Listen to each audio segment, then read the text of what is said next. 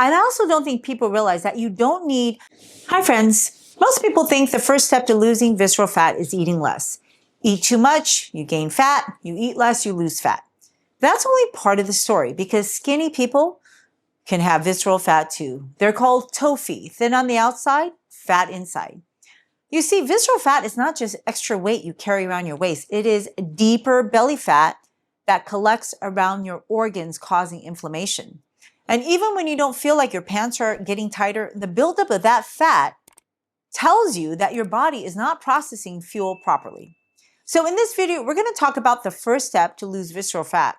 But unlike other influencers who tell you to starve yourself, skip meals, or punish your body with exercise, the first step is understanding what you have been leaving on the table for years, maybe even decades. Because your body already has a built-in system that can pull fuel out of your blood, store it safely, burn it for energy, calm down insulin, and change the signals, the inflammation that's driving more belly fat.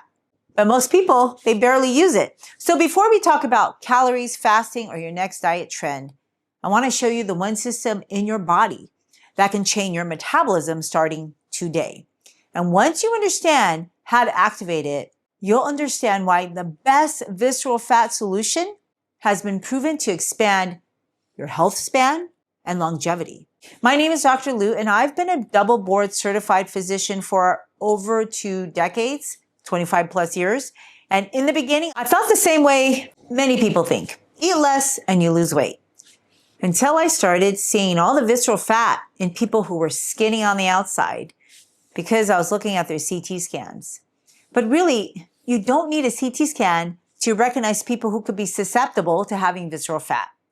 And honestly, I could just look at you and predict it based on what you're eating and how you look. You know what I'm looking for? Muscle atrophy. Your muscles are not just for strength or appearance. Muscle is one of the largest metabolic organs in your body that's designed to protect your body, your organs, not just from other people, but from your own harmful behavior that drives fat buildup. Yes, we do things that we know is not so good for us, and yet we still do it. But remember how, as a kid, you can eat a ton of cookies and cakes, and you were still pretty skinny? What were you doing? Well, you were running around. So why do you think that you can eat all that junk food and still be skinny? Because you're running around.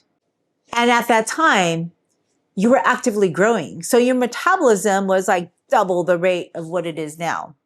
And you can eat these calories and have energy to go, go, go, right?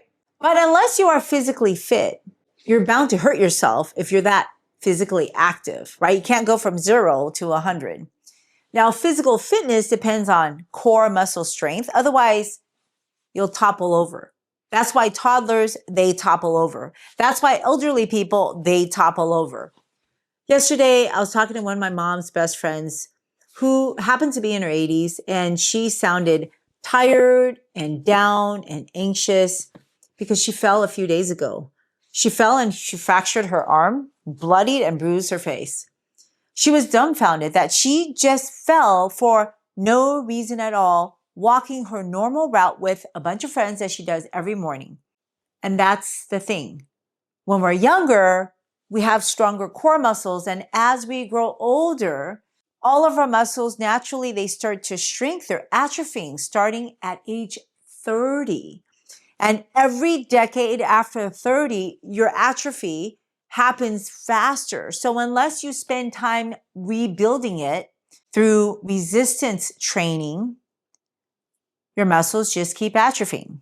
Now, walking is simply not good enough. And I learned this a hard way because about a decade ago, I actually have been an active jogger throughout most of my life. And I started going up and down the hills, to training, right? But I'm not really a long distance jogger, although I did a half marathon once in my life, which, I'm never going to do again. But I started tripping literally on the sidewalk, rolling on the ground. A couple times I hit the cement. One time I think I fell on the grass. I was able to roll on the grass. Luckily, I've never broken any bones, but I've scraped myself up. And, simply because, I'm young enough to fall and not break stuff yet, right? But the problem is, I actually told my husband, and he said, maybe you're shuffling your gait, right? Kind of like Parkinson's shuffling. And I realized that that's exactly what I was doing. I started washing myself and I was shuffling. And then my foot would get caught on a step off in the sidewalk. And then I would simply tip my balance where I didn't have core muscles to counteract that. So that then I just started tumbling. He suggested I stop jogging. And of course, I didn't listen to him, right? But then soon enough, I realized, I need to stop jogging, start walking, but also start building up my core muscles. So I hired myself a trainer because I'm just not disciplined enough to do resistance training on my own, nor do I want to injure myself. So long story short, I was tripping a few times that year. And then I still tripped a couple of times soon after that, but I could catch myself and I didn't fall. So now I have better balance, partially because I'm continuing my resistance training. I've actually added on other things to do. So besides free weights, I also started doing reforming Pilates. And the two of them together, oh my goodness, I feel like $1,000,000. I feel so different. I'm stretching myself. I'm building strength, as well as I'm building flexibility. So when you do resistance training, you do build strength so that you don't just plop over and break something, right? Did you know that the mortality of a hip fracture in the first year is like 20 to 30%? So no matter what age you're at, you can start doing something that's very simple. And I think the simple, most beneficial exercise that we can all do is that we can all start, no matter what age we're at, to do a form of squatting. So hear me out. In the third world countries, they have squatty potties. And they've been squatting all their lives because they have to squat to potty. But we have thrown potties, so we don't practice squatting. And maybe that's why they live so long. A squat is simply a sit down and stand up movement without using a chair. But it takes a lot of core muscles and quad muscles and butt muscles for you to do that, to get all the way down and all the way up. If you've never done it, it's actually really hard to do. And you'll need to step by step start by doing something simpler. And the first step to do is get yourself up off the chair without holding onto something. Now, of course, in the beginning, you may need to have a higher chair and then change the elevation of your chair. And you may need to hold onto something until you build your muscle memory. And if you're not sure, then get yourself a personal trainer because we don't want you to have any injury. But being able to sit down and stand up can help you get in and out of cars and can help you get in and off of toilets and in and off your bed more easily and safely. Squatting can also help you get off from the floor when you do fall because you're using very similar muscles. So in fact, elderly people often find themselves down on the floor and they're unable to get themselves up. That has happened to a couple of my relatives. So I always encourage people to practice getting themselves back up now before they actually fall so that they have a game plan. Sometimes you need to move yourself to a chair, scoot yourself to a chair or a table or the sofa to help. Literally, you have to have a game plan to know how to move your body to get up. And it's important that you start thinking about that when you're well, before you're stuck on the ground. Getting up is just a life-saving skill set to have no matter your age. So if you're going to visit your grandmother, make sure that she knows how to get up from the floor. Make sure your parents know how to get up from the floor. Literally, getting up was the first thing that my ski instructor taught me as a kid. Now, when you build those muscles, you're literally building a metabolic powerhouse to help you pull sugar out of your blood so that your fat cells don't get to it. And by the way, if you find values in my videos, would you mind checking if you're subscribed? And if you are not subscribed, please hit the subscribe button, like button, and share button, because it does change how many people get to watch my videos. I appreciate your partnership in helping to change the world. Now, if the sugar is all used up by your muscles, then it can't be stored by your fat cells. Your muscles can also store a little bit of sugar for fuel for later use. And the more insulin sensitive you get, which means the less belly fat you have, and that will propagate and start shrinking even more belly fat. Fat can't store glucose unless you have insulin. In essence, when your muscles are metabolically active, they act as a sponge for fuel to take away the fuel from your fat cells so that they can no longer get fatter. And in case you didn't know, fat cells, they don't die. You're going to have the same amount of fat cells throughout your whole life unless you liposuction something. And when you lose weight, your fat cells, they just shrink. They don't go away. And then when you eat more calories, they balloon up because your body is ready to fill it up, right? If you eat more calories, it'll just fill it up. And the point is, to get rid of it, you have to prevent your fat cells from getting it. And that's why bigger muscles serve that purpose. And they become active even when you're not moving. But when your muscles atrophy, even within 24 hours, then that excess energy, they get pushed towards fat cells for storage. And the first thing they go is your belly fat. That's your visceral fat. So keep in mind that excess doesn't mean you're eating calories in a day, not necessarily excess calories in total. All you have to do is have excess in a given amount of time beyond what your muscles can process. And then those calories are stored in fat. And that's why skinny people can be fat inside, because they're eating poor quality food. They just don't eat a lot of it, so they don't get extra fat. When you have a terrible diet, it's a terrible diet. And you may not be eating calories all day long, or even enough calories for you to thrive, but you just need to eat more calories for your muscles to overwhelm your muscles, basically. Now take a look at Michael Phelps. At one point, he reportedly ate like over 8,000 calories a day while training. Does he look like someone who's storing a lot of visceral fat around his organs? No, because his muscles were using that fuel. Active muscles are like sponges. It pulls the energy, the glucose out of your blood. And then when it does that, if it doesn't use it, it stores it as glycogen. So you can be activating your muscles and it can help you burn calories all day long. That's why when an athlete eats more, that energy is sucked up by their muscles straight away and away from fat cells. But what happens when an athlete stops using their muscles? Football players after high school. Well, within 24 hours, you're actually going to start atrophying when you don't use your muscles like that. And if you don't change the amount of calories or speed up at which your calories are going in, you'll basically have more excessive calories in your bloodstream than your muscles can handle. If you're moving less, if you're sleeping more, and if this is all stressful, your hormones go up and you have a more difficult time processing the same amount of fuel. And hence, a freshman 15 is not just about overeating. It is also about undermoving and muscle atrophy. When your muscles stop asking for energy, your fat cells start getting access to more energy and keeping it. So keep in mind, not all fats are the same. So the fat under your skin, the subcutaneous fat, that's the stuff you can pinch around your hips and your thighs and your arms and your love handles. That's not the fat that's metabolically active, causing you all these downstream problems. That fat may bother you cosmetically, but it's not the same as the visceral fat, the stuff that is hidden deep inside your abdomen, packed around your organs, like your liver, intestines, pancreas, kidneys. Visceral fat is one that is changing your metabolism and driving inflammation. It is talking to your hormones.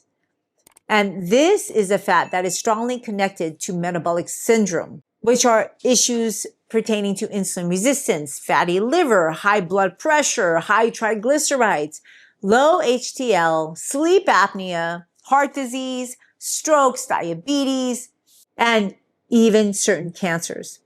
That's why the first step to losing visceral fat is not asking, how do I lose weight fast? It's asking, what signal is telling my body to store fat around my organs?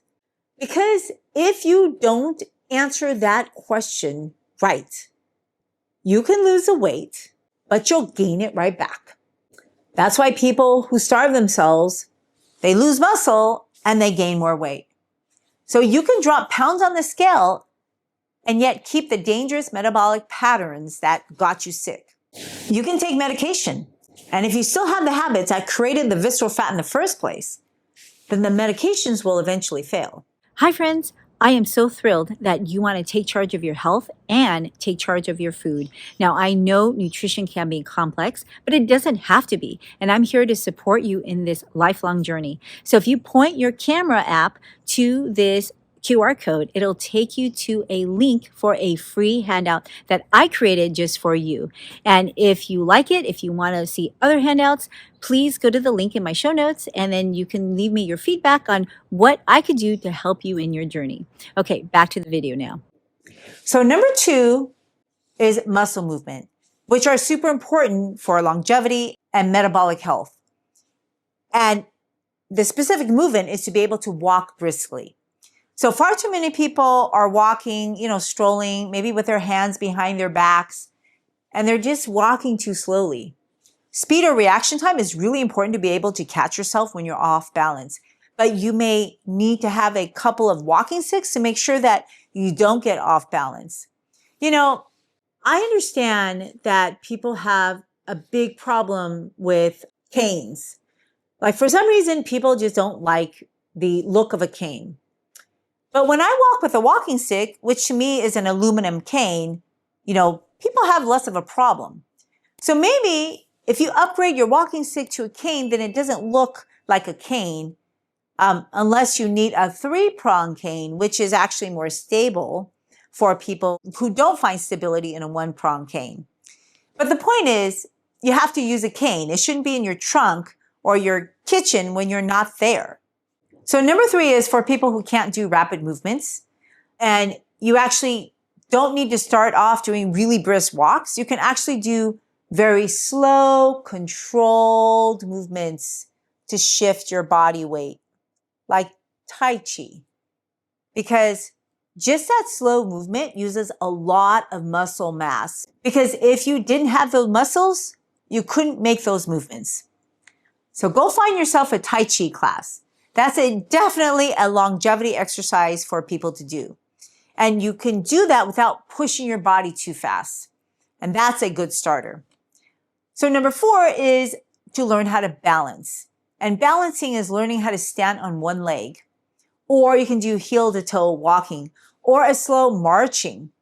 And this is a key activity, especially for older adults. Because when you're a kid and how, do fun things like hopscotch, well, that's in fact balancing. But as adults, we always suck the fun out of life and we make it work. So maybe you can put some fun back to it and do some hopscotch, but, modify it. Now, I'm not at the age where I'm struggling to balance, but I know that if I don't practice now, then by the time I get to that age, I'm going to be struggling. So now I practice by putting my socks on without sitting or holding onto something. And if you begin with these routine habits when you're young, then it's not so effortful when you're older. And then you can build on other things to make your muscles stronger. So number 5 is to train your upper body, your chest and your shoulders, your arms, basically your core.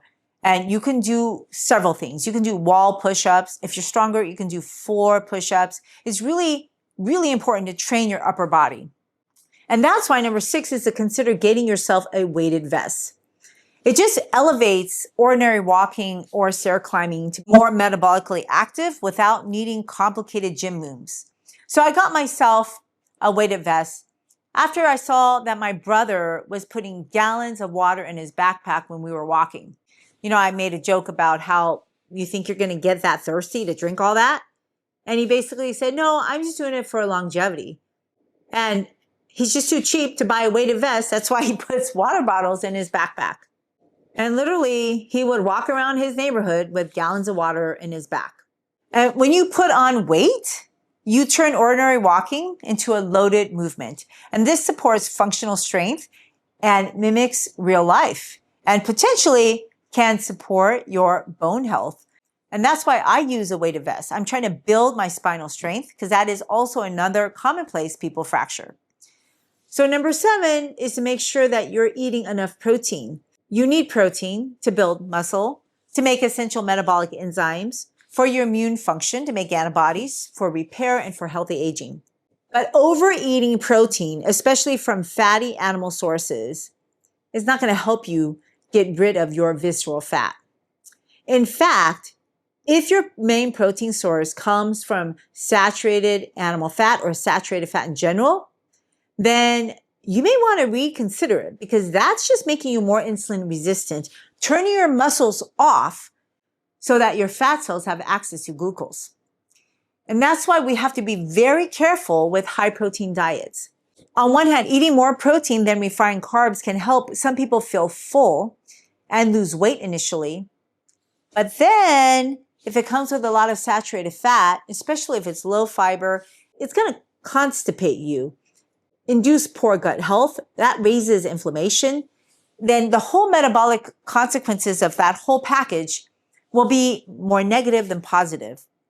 On the other hand, if you're going to pack on more protein from eating whole foods that are surrounded by fiber, such as beans, lentils, nuts, and seeds, that actually may be more beneficial, especially if you're going to substitute at least 10% of your animal protein for plant protein.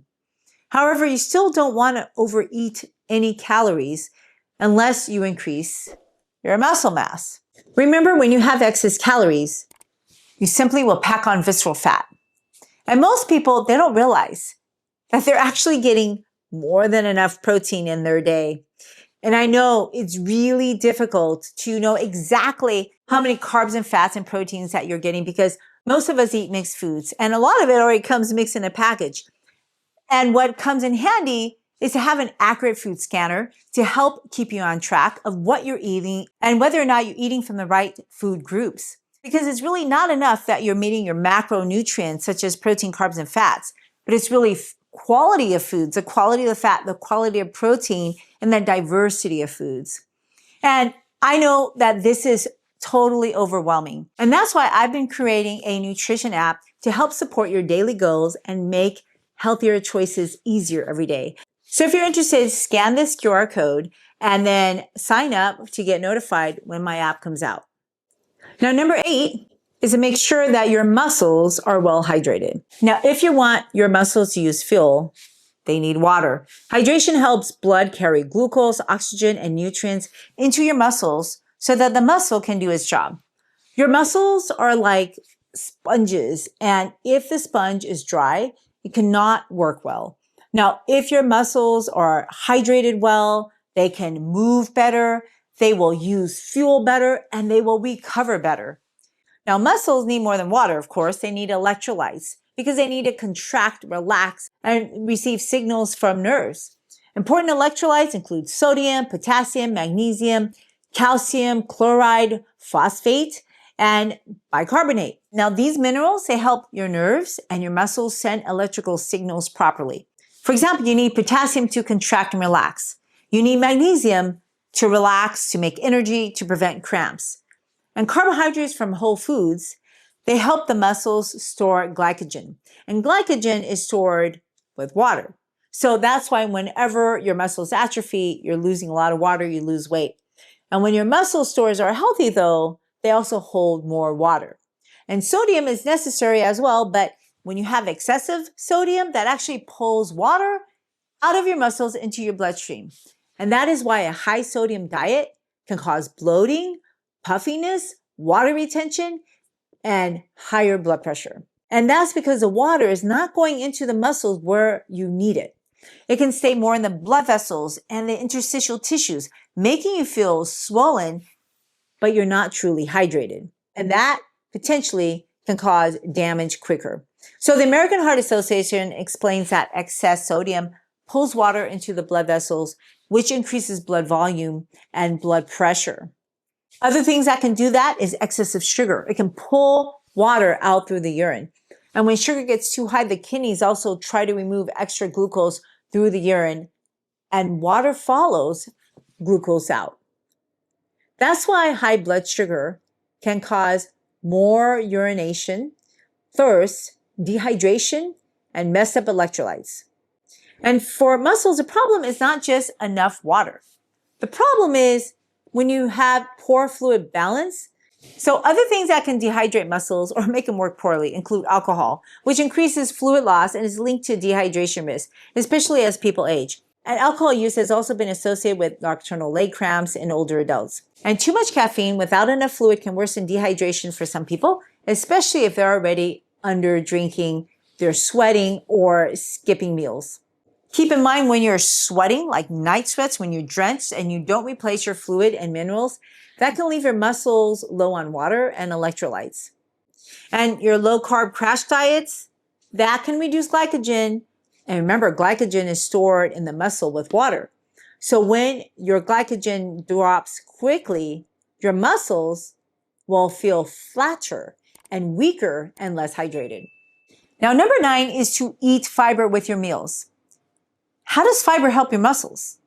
Well, because it slows down the sugar load, it feeds your gut microbiome to improve insulin signals and helps fuel get used instead of getting stored.